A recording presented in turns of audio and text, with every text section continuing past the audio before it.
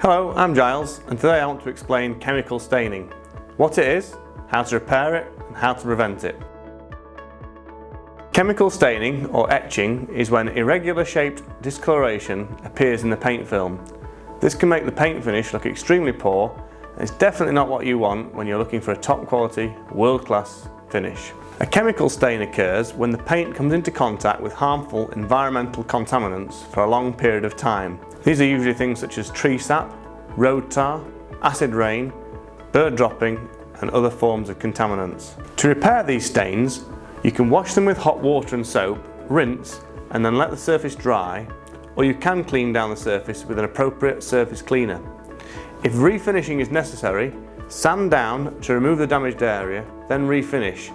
And if the staining is much more severe, the finish must be removed back to the bare metal before refinishing.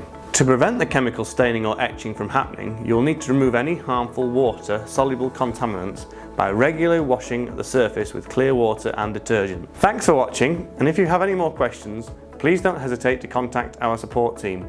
If you enjoyed the video, hit the like button and subscribe so you don't miss out on any new videos.